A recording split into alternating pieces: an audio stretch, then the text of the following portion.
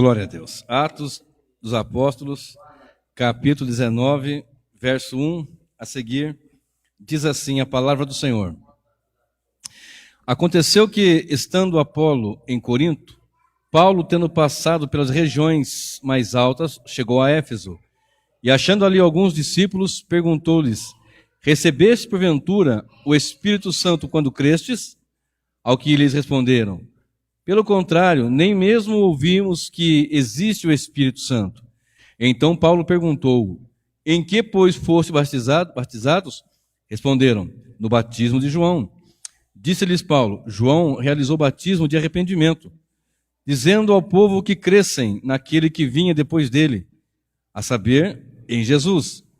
Eles, tendo ouvido isto, foram batizados em nome do Senhor Jesus, e impondo-lhes Paulo as mãos, veio sobre eles o Espírito Santo, e tanto falavam em línguas como profetizavam. Eram ao todo uns 12 homens. Durante 3 meses, Paulo frequentou a sinagoga, onde falava ousadamente, dissertando e persuadindo com respeito ao reino de Deus. Amém? O título dessa mensagem dessa noite é: recebestes o Espírito Santo quando crestes? Eu vou ler uns versículos aqui antes, que está em Atos 18, verso 23. Atos 18, verso 23, diz assim: havendo passado ali algum tempo, saiu atravessando sucessivamente as regiões da Galácia e Frígia, confirmando todos os discípulos. Nesse meio tempo, chegou a Éfeso um judeu natural de Alexandria chamado Apolo, homem eloquente e poderoso nas Escrituras. Era ele instruído no caminho do Senhor, e sendo fervoroso de espírito, falava e ensinava com precisão a respeito de Jesus, conhecendo apenas o batismo de João. Ele, pois, começou a falar ousadamente na sinagoga. Ouvindo, porém, Priscila e Áquila, tomaram-no consigo, e com muito mais exatidão lhes expuseram o caminho do Senhor. Querendo ele percorrer a Acaia, animaram os irmãos e escreveram aos discípulos para o receberem. Tendo chegado, auxiliou muito aqueles que, mediante a graça, haviam crido, porque com grande poder convencia publicamente os judeus, provando por meio das Escrituras que o Cristo é Jesus. Amém? Irmãos, eu li esse texto aqui em Atos 19 e voltei um pouquinho em Atos 18, a partir do verso 23, para dar uma fortalecida naquilo que eu vou dizer aqui hoje. Essa aqui foi a terceira viagem missionária que o apóstolo Paulo fez. Nessa terceira viagem missionária, ele chega em Éfeso. E quando ele chega em Éfeso, ele encontra ali algumas situações muito difíceis. E foi muito trabalhoso também, né? Um trabalho de pregação ali, onde tinha o templo da deusa Diana, onde as pessoas ali eram muito voltadas para essa idolatria, para o paganismo em geral, culto a vários deuses, né? Em Atos, nós temos várias passagens, né? Em Atos 17, na parte anterior, nós vemos a situação que ele chegou lá pregando, enfim, várias situações onde, com dificuldade, ele anunciou o evangelho. Mas foi exitoso, porque o evangelho ele é, por Deus, exitoso. Agora, Éfeso ficava cerca de 1.200 ou de 2.000 quilômetros de Jerusalém, ou seja, longe, uma distância muito grande. Não é como hoje, por exemplo, que nós temos contato com irmãos. Por exemplo, nossos irmãos lá de Rondônia, todo dia eu converso, ou quase todo dia com os irmãos, com o pastor Cleilson, pelo menos, e como se estivesse ao lado, né? Abro ali o telefone, na internet, ali no WhatsApp, e converso com a pessoa como se ela estivesse do seu lado, né? Naquela ocasião não era assim. Havia dificuldades geográficas, de toda a situação que tinha distância. Como então, e por que acontecia isso? Paulo chegar em Éfeso, encontrar discípulos, e ao perguntar para os discípulos: vocês já receberam o Espírito Santo quando vocês creram? Aí eles dizem assim: não, nós nem ainda ouvimos dizer, não sabemos que há Espírito Santo. Então nós temos que levar em conta toda essa questão geográfica, a distância, não é como hoje. Uma notícia da China, em segundos, está na sua mão, na palma da sua mão, literalmente. Da Coreia, do Afeganistão, né?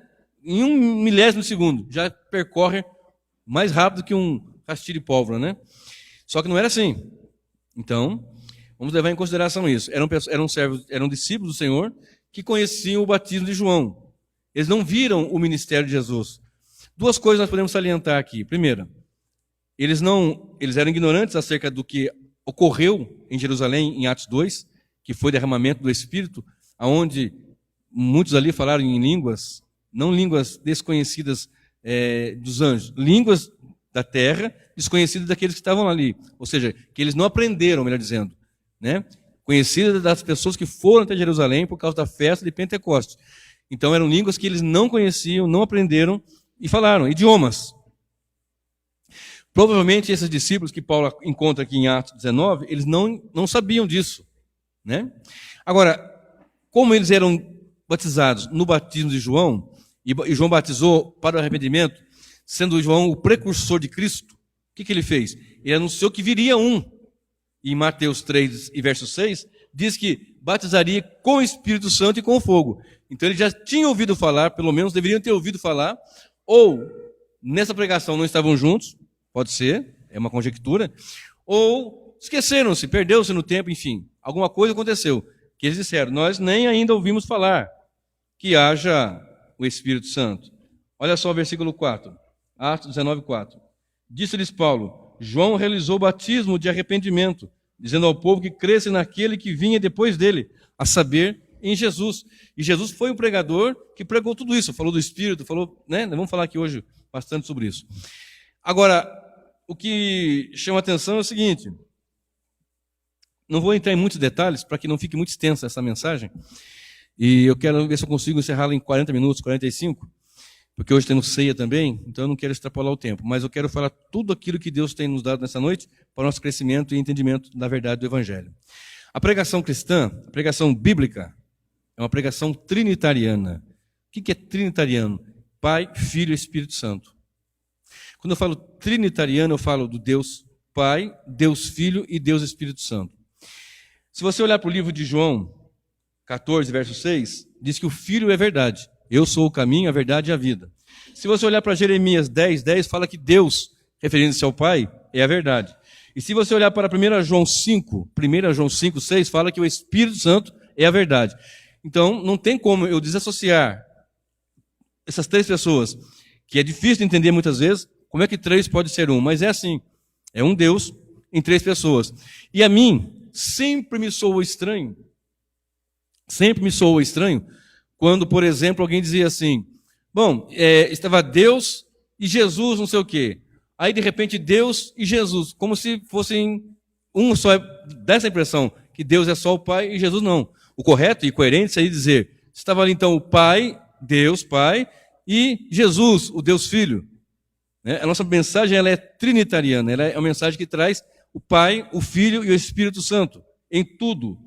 Agora, soa também quase que um paradoxo essa pergunta do versículo 2. Recebestes o Espírito Santo quando crestes?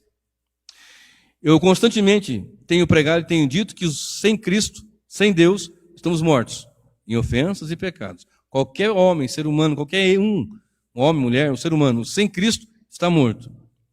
E constantemente eu tenho dito aqui que não há como entender ou ouvir, ou dar ouvido ao Evangelho, se não houver antes a ação de Deus. Isso chama-se monergismo. Uma força agindo, não duas. Sinergismo. Sinergismo seria eu cooperando com a salvação. E sem sinergismo, eu coopero com Deus e Deus, tipo assim, eu levanto um pouquinho a mão e Deus me puxa. Isso é sinergismo, a grosso modo. Monergismo é morto, o Senhor vai lá e salva. Porque a Deus pertence a glória, a salvação pertence a Deus. Logo, quando eu olho para essa pergunta aqui, evidentemente, observando o contexto, eu sei que eles estão respondendo à pergunta que Paulo disse, olha, recebeste ao Espírito Santo quando cresce, porque vocês ouviram o Evangelho, e nós lá em Jerusalém, os irmãos receberam, e depois eu também recebi, e os irmãos têm recebido. Agora, como que alguém vai crer? Aí está o paradoxo. Como aí vai crer? Como alguém vai acreditar se não for pela ação do Espírito Santo? Está entendendo? Por que eu falei que parece um paradoxo? Levando em conta o contexto, não. Porque Paulo perguntou pela situação deles já serem discípulos, né? Mas se você olhar assim, peraí, como é que eu vou crer em Cristo se eu estou morto em ofensa e pecado? É muito difícil para muitas pessoas entender essa questão. Como é que eu posso acreditar em Jesus se eu estou morto em ofensa e pecado e eu não tenho como fazer nada? Agora, eu continuo perguntando, recebestes o Espírito Santo quando crestes? Porque, na verdade, existe uma ação tremenda do Espírito de Deus agindo nas nossas vidas, operando regeneração, que é uma doutrina que eu vou ensinar aqui largamente também, tenho falado um pouco, mas vou ampliar mais agora sobre essa questão da regeneração, que no plano da salvação existe o que nós chamamos de ordo salutis, né, que é a ordem da salvação, como é que vai desenvolvendo. Vou pregar isso aqui todinho, vou ensinar vocês, para que todos nós tenhamos um conhecimento. Porque como que alguém pode ser salvo se não for pelo Espírito Santo? Como que alguém pode dar crédito ao Evangelho se não for através do Espírito Santo? Você está aqui hoje nessa noite, talvez você pensou, poxa vida, é porque eu gosto do Evangelho, ou eu acho interessante as canções, ou porque nos faz bem, mas você está aqui porque foi tocado pelo Espírito Santo de Deus. O próprio Espírito nos achou mortos em ofensa e pecado, pelo plano eterno de Deus, como eu tenho falado e anunciado aqui, que de antemão Ele nos predestinou e nos elegeu e predestinou para Ele, para o louvor da sua glória, para sermos santos e irrepreensíveis, e só estamos aqui por causa do Espírito Santo que agiu em nós.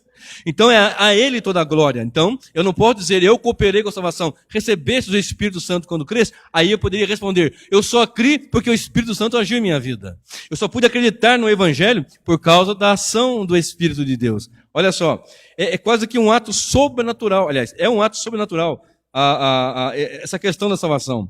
Observe comigo, Romanos, capítulo 10, verso 20. Romanos 10, e o versículo 20, diz assim a Sagrada Escritura. Isaías a mais se atreve e diz, fui achado pelos que não me procuravam, e revelei-me aos que não perguntavam por mim. Citando a passagem de Isaías, que o povo estava rebelde contra o Senhor, a nação de Israel rebelando-se ao Senhor, e Deus se volta para um outro povo, que é os gentios. Nós vamos entender isso lá em Romanos 11, onde ele aplica ali toda essa situação, onde a nação virou as costas e abriu-se a porta para os gentios. Mas era já o plano do Senhor, já era o projeto de Deus, né? Isaías 65 confirma isso. Olha só, em Romanos 3, se você vir o versículo 9 de Romanos 3, você vai observar que o homem não volta-se para Deus. Ele não quer Deus. Todos voltaram-se as costas, todos se desviaram, se extraviaram a uma, fizeram-se inúteis. Então, essa pergunta, você creu, você recebeu o Espírito Santo quando creu? Na verdade, o Espírito, ele está falando aqui do dom, na verdade. Era essa a pergunta de Paulo. Aí eles vêm, nós não ainda ouvimos que haja Espírito Santo. Agora, deixa eu abrir um parênteses aqui. Nos nossos dias atuais, tem muitas igrejas que se dizem trinitarianas, que creem no Pai, no Filho e no Espírito Santo, que dizem pelo menos, e que não sequer fala nesse assunto. Sequer toca nesse assunto. Por exemplo, para muitos a salvação é assim. Como é que foi a salvação que Deus operou em sua vida? Foi assim. Um belo dia, eu cansado levantei as minhas mãos e aceitei a Jesus. Olha, interessante isso. Eu estava cansado do pecado, cansado disso, daquilo e daquilo outro, e eu não duvido que muitos irmãos foram assim, alcançados. Mas isso aí é o que estava ali a partir do momento dele, na sua compreensão. Mas o que de fato foi feito mesmo, foi feito antes. E pelo propósito de Deus e pela ação única de Deus. E se eu falar que não, eu estou roubando a glória de Deus. E não podemos roubar a glória de Deus. Então nós temos que dar glória a Deus e louvores ao Senhor em saber que foi Ele, através da sua graça, pelo Espírito Santo de Deus, agindo em nossas vidas. Olha só, Filipenses 2,13 diz que é Ele que opera em nós tanto querer como o efetuar. Ele quis e Ele efetuou. Atos 13:48 diz que Deus, eu vou ler isso, Atos 13:48. Eu vou ler só para você fixar bem na mente. Olha só que coisa mais linda esse versículo. Atos 13. E o verso 48 diz assim: os gentios, não vou ler todo o texto, é só o versículo 48. Os gentios, ouvindo isso, regozijavam-se e glorificavam a palavra do Senhor, e creram todos os que haviam sido destinados para a vida eterna. Só acreditou e só vai acreditar aqueles que estão destinados para a vida eterna. Aqui vem o ponto da minha mensagem, ou começa a se clarear o ponto da minha mensagem. recebestes o Espírito Santo quando cresce, levando em conta o contexto, eu entendo a pergunta de Paulo, mas levando em conta o contexto geral da palavra, eu só posso receber o Espírito Santo, ou melhor, eu só posso crer, porque o Espírito Santo agiu antes em mim, para me dar vida, regeneração e compreensão do Evangelho. Porque o homem está morto em ofensa e pecado, ele está querendo o mal, ele está querendo aquilo que não é Deus, ele quer outra coisa menos Deus, na verdade. Então, eu só posso crer pela ação do Espírito Santo. Olha bem, não é um Deus esperando que os homens decidam por ele. Então nós temos que louvar ao Senhor e entender e buscar uma compreensão maior da ação do Espírito Santo, porque às vezes nós ficamos tão distantes e pensamos assim, olha, o Espírito Santo ele é hoje, né, o dínamo, a força, o poder, power, né, o dínamo desse momento agora no meio pentecostal, no meio carismático, no meio... Não, sempre foi o Pai, o Filho e o Espírito Santo agindo. Deus elegeu, o Filho executou na cruz e o Espírito Santo aplica essa salvação. Então é Deus agindo, então é Deus que vai lá, esse aqui, pronto. Pelos seus méritos, para a sua glória, pelo mérito de Cristo na cruz, para a sua honra e para a sua glória. Olha só o que diz em Tito, capítulo 3, versículo 3 a 7. Tito 3, de 3 a 7. Pois nós também, outrora, éramos nécios, nécio quer dizer louco, desobedientes, desgarrados, escravos de toda sorte de paixões e prazeres, vivendo em malícia e inveja, odiosos e odiando-nos uns aos outros. Quando, porém, se manifestou a benignidade de Deus, nosso Salvador, e o seu amor para com os homens, não por obras de justiça praticadas por nós, mas segundo sua misericórdia, ele nos salvou, mediante o lavar regenerador e renovador do Espírito Santo, que ele derramou sobre nós ricamente, por meio de Jesus Cristo, nosso Salvador, a fim de que, justificados por graça, nos tornemos seus herdeiros, segundo a esperança da vida eterna. Olha a ação do Pai, do Filho e do Espírito Santo aqui. Olha que coisa mais tremenda. Se você olhar aqui, Deus nos escolheu, estavam desgarrados, desobedientes, como escravos.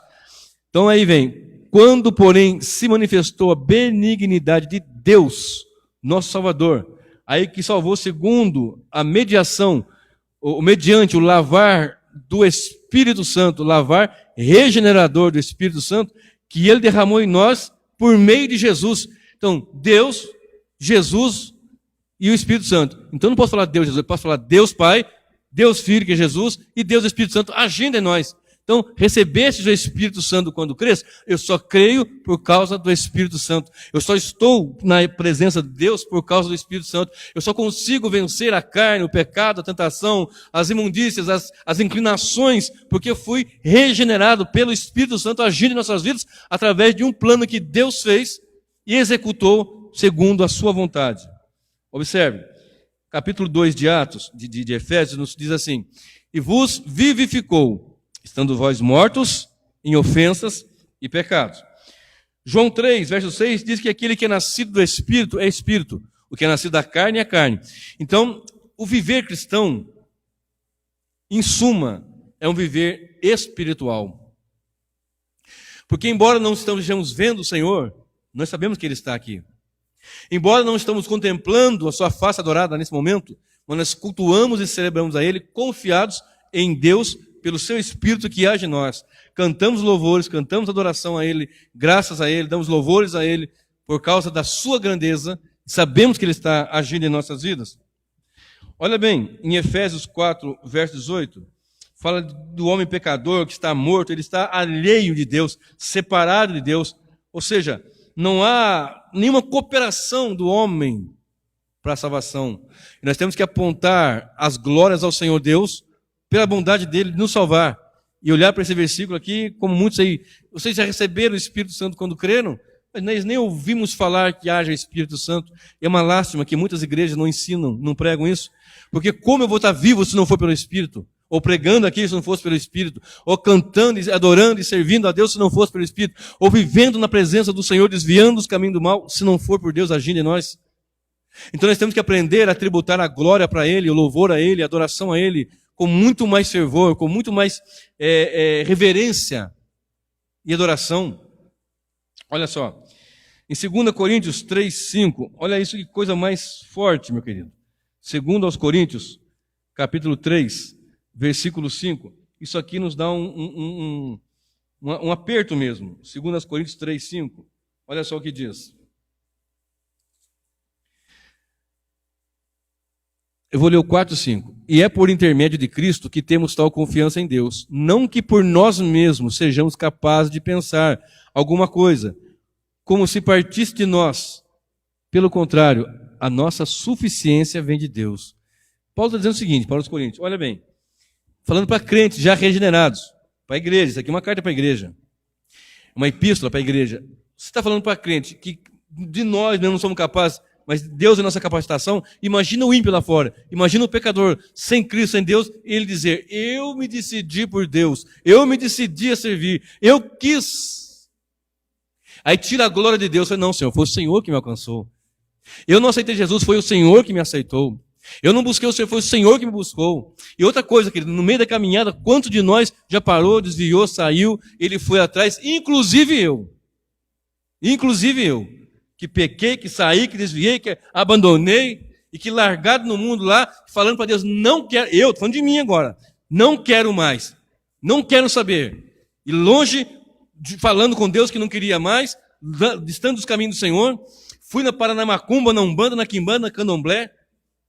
Aí quando foi naquelas imundícias lá, eu me recordo uma certa ocasião, nunca fui de beber, nunca fui de vício, nada, mas nessa ocasião eu estava num baile, e ali de repente uma convicção plena no meu coração, dizendo, e aquilo, eu olhava aquele povo ali, e aquela voz lá dentro, aquela comunicação íntima do Senhor, esse lugar não é seu, você não é daqui, você não é desse povo aqui.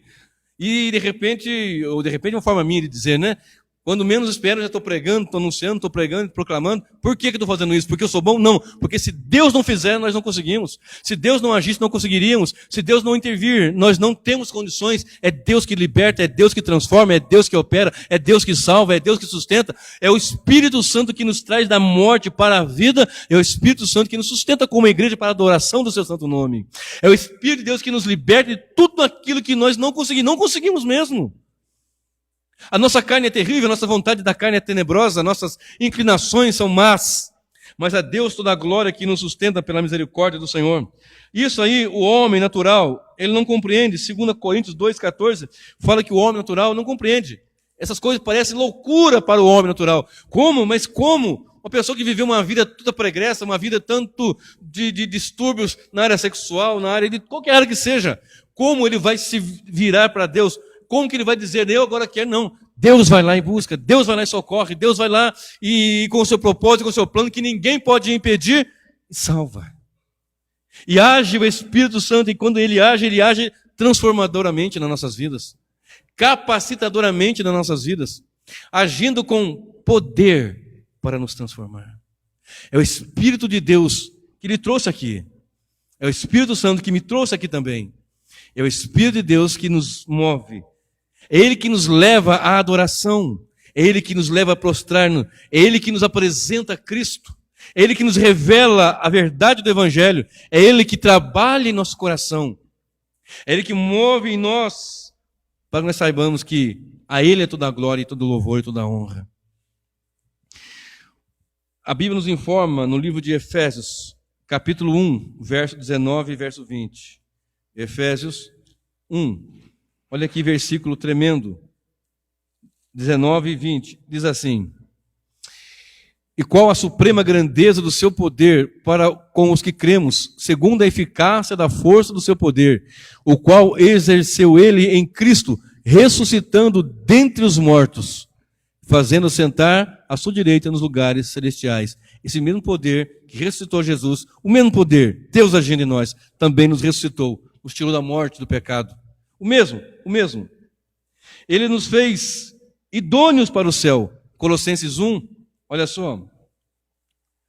Colossenses 1, 12 e 13. Diz assim a Escritura Sagrada: dando graças ao Pai, que nos fez idôneos, a parte que vos cabe da herança dos santos na luz. Ele nos libertou do do império das trevas e nos transportou para o reino do Filho do seu amor. 14. No qual temos redenção e a remissão dos pecados. Ou seja, ele nos fez idôneos para o céu, não tínhamos condições. O Espírito vai lá e age. E diante do Senhor nos mostra a idoneidade pela ação de Cristo na cruz do Calvário, porque o Pai planejou, o Filho executou e o Espírito Santo aplica. Tendo feito isso, nos torna idôneos e tendo nos libertado do império das trevas, nos transporta agora do reino das trevas, do império das trevas, para o reino do Filho amado. Nesse momento, em Cristo, não estamos mais em trevas, estamos no reino do Filho amado, agora. Então, se alguém perguntar assim, você está com medo de alguma coisa, de perder a salvação, ou não, eu estou já liberto das trevas, do pecado, do engano, e ele me tirou do pecado, me libertou do império. Quem que é o imperador desse império? Satanás.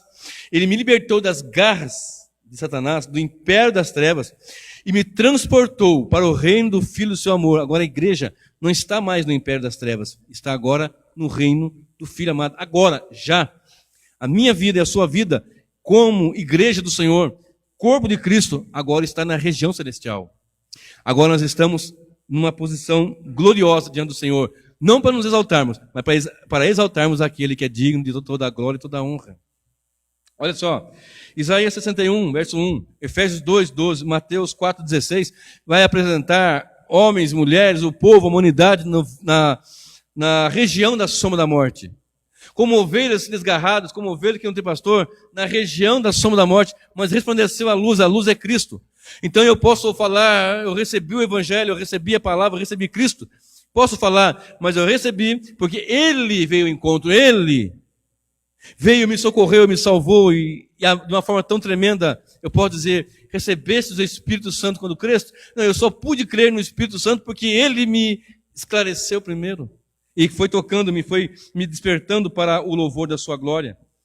Olha só, 1 Coríntios 6, verso 11.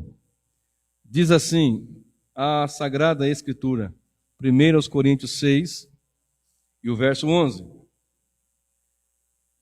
Aleluias. Diz a palavra do Senhor. Tais fostes algum de vós, mas vós fostes lavados, mas fostes santificados, mas todos justificados em nome do Senhor Jesus e no Espírito do nosso Deus. Do nosso Deus aqui, Pai, no Espírito Santo, em nome de Jesus. Está vendo a trindade aqui? Está vendo a ação do Senhor? O culto e a pregação de uma igreja bíblica realmente, ela é um culto trinitariano. Ele tributa a glória a Deus Pai, glória a Deus Filho e glória a Deus Espírito Santo. E quando eu digo assim, eu pergunto, você já ouviu falar do Espírito Santo? Não, nem sei que haja.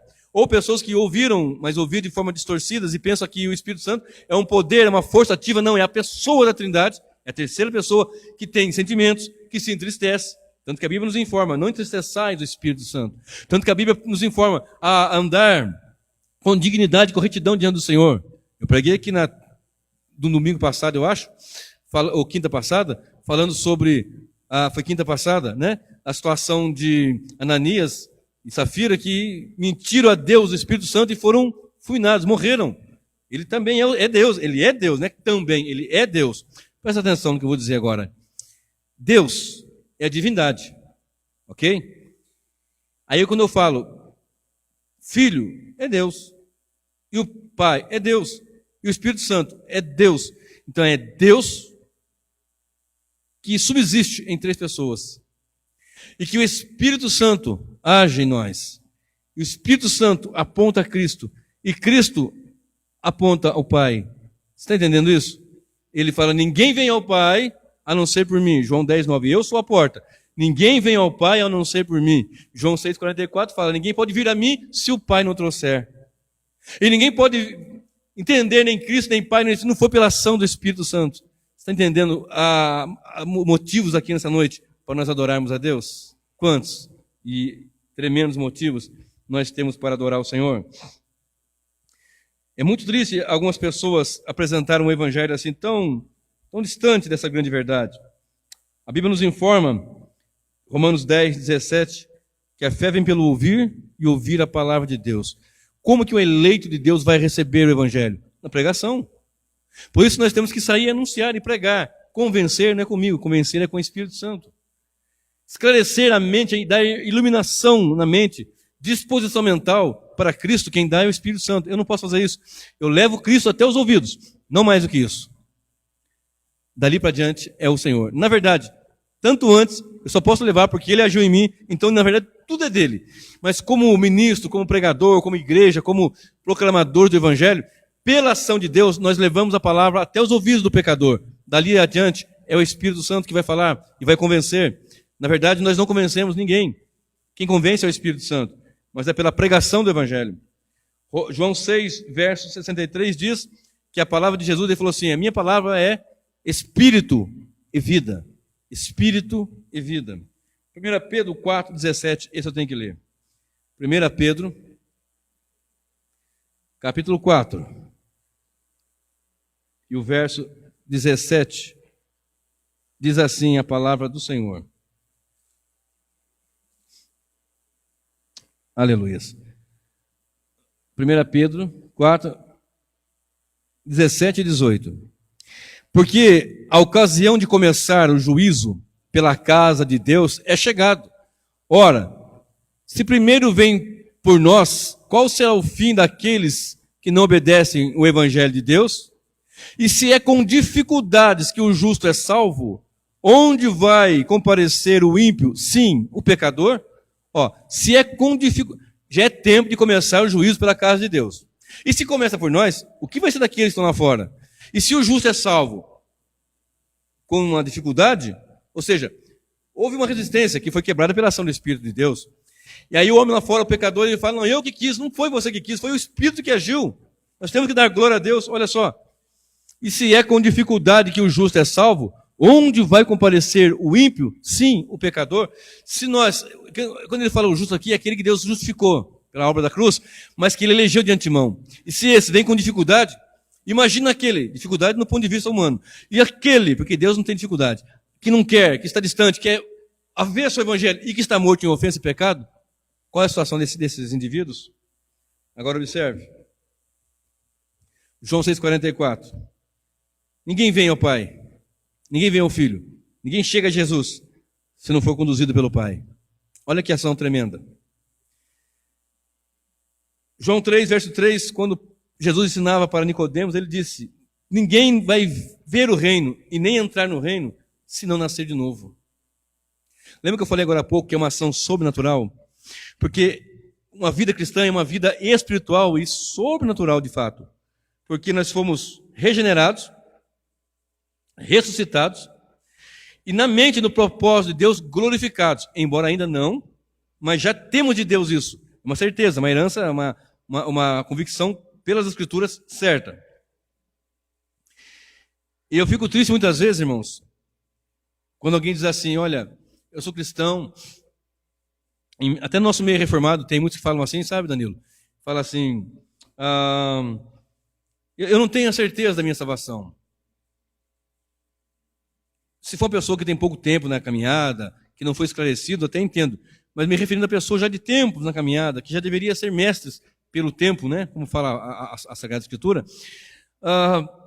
Se eu fui salvo por Cristo, se eu sou salvo por Cristo, sou salvo eternamente. E se eu sou salvo por Cristo, Ele me deu vida. Sendo assim, eu consegui enxergar o reino, porque Ele abriu minhas visões. Porque ninguém entra no reino sem nascer de novo. E ninguém vê o reino. Então você vê o reino e depois você entra no reino. Porque você não vai entrar num lugar que você não está vendo. Correto? Primeiro você vê, depois você entra. Não é assim?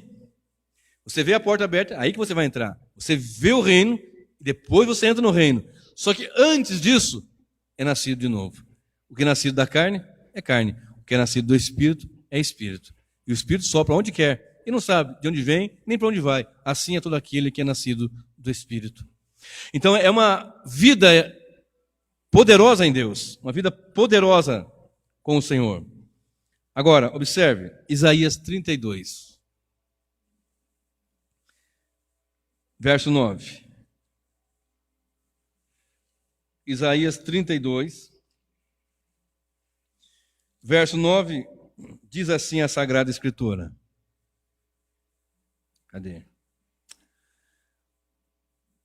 Levantai-vos, mulheres que viveis despreocupadamente, e ouvi a minha voz, vós filhas que estáis confiantes, inclinai os ouvidos às minhas palavras, porque daqui a 1 ano e dias vereis a tremer, ó mulheres que estáis confiantes, porque a vindima se acabará e não haverá colheita. Tremei, mulheres que viveis despreocupadamente, turbai-vos, vós que estáis confiantes, despivos e ponde-vos desnudas, e cingi com panos de saco os vossos lombos.